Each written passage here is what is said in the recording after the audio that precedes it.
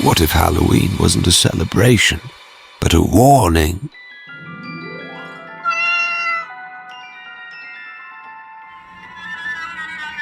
That night, the veil between the living and the dead grows thin, too thin. They say fire protects us, but it also calls to them.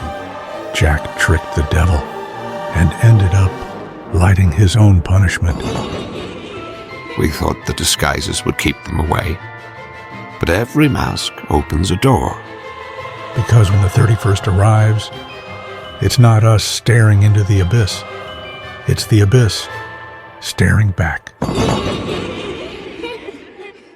Every October 31st, the world changes. We don't notice, but something opens. For centuries, it's been called many names. Samhain, All Hallows, Eve, Halloween. But deep down, they all speak of the same thing. The invisible border between the living and the dead. And today, we want to cross it. Not with rituals, but with history. Because behind every costume, every candle, and every shadow lie centuries of fear, faith, and human memory. In this journey, we'll discover how the darkest night of the year was born, how the Druids lit the first fire, how the church tried to tame fear, and how a cursed lantern became the symbol of eternity. And also, why we keep celebrating something we never fully understood. Halloween isn't just sweets and masks. It's an inheritance, an echo, a warning that the living repeat every year without knowing why. This isn't a tale, Daniel. It's a true story, one that began with fire and still burns beneath every candle lit tonight.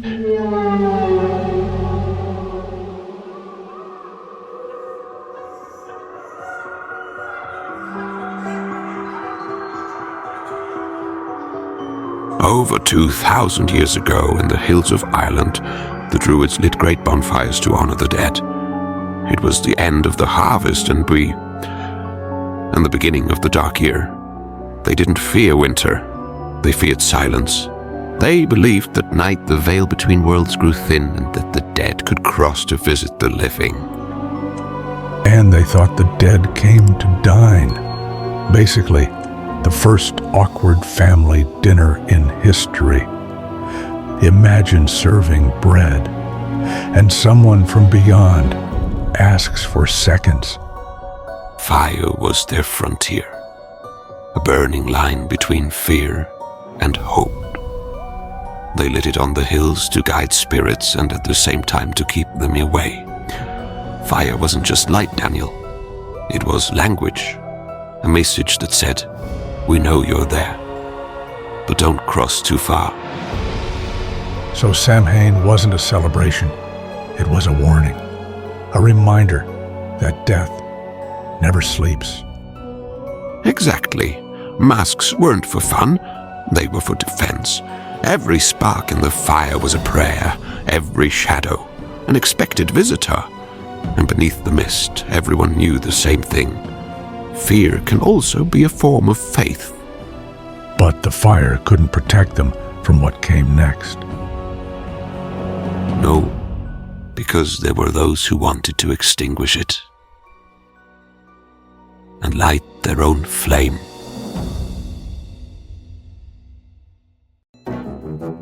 Samhain became the Eve of All Saints. Bonfires turned into candles, sacrifices into prayers, and masks into symbols of redemption. But even though the names changed, the dead kept coming. So they didn't put out the fire. They just hid it inside a candle. Exactly. And with that, the church thought it had locked darkness inside faith. But fear doesn't disappear, Daniel. It just changes altars. So while the monks prayed, the spirits kept crossing. And every flame lit in the name of a saint still illuminated the same path the Druids had lit 1,000 years before. The only difference was this. Now, fear fear had a new language.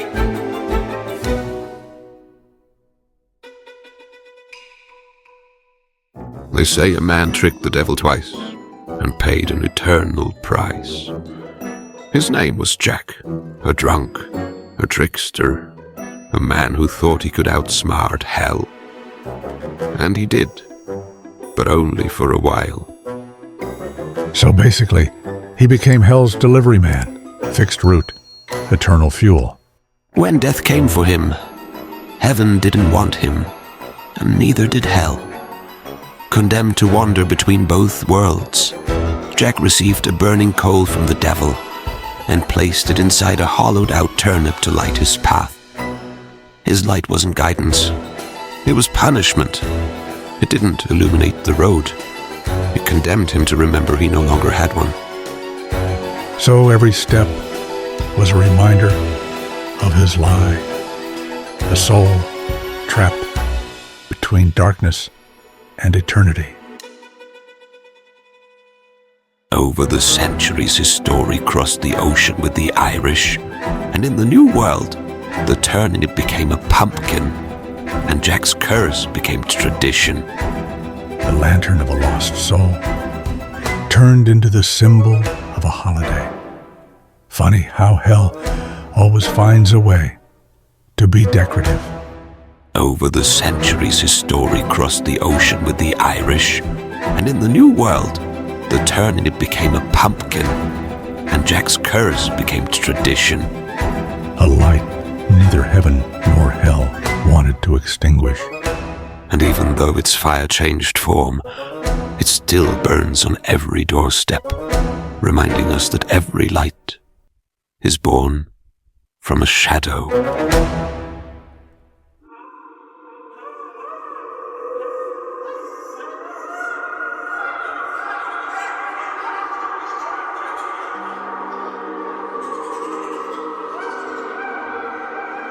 When the Irish crossed the Atlantic, they brought their night with them. They didn't just bring customs. They brought fear, stories, and a fire that refused to die. In the New World, Samhain changed his face.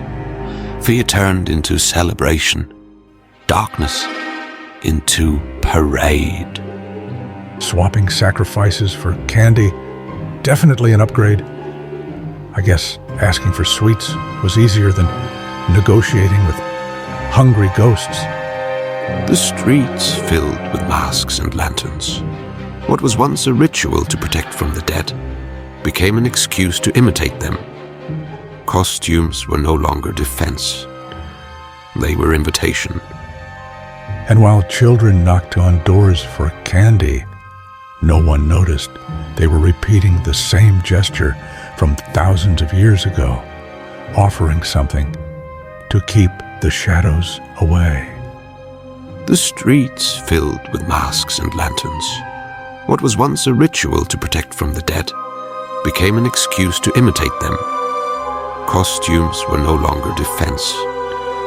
They were invitation. A custom the world adopted without understanding its origin. And thus, the night of fear became a celebration. But the dead Daniel never stopped coming.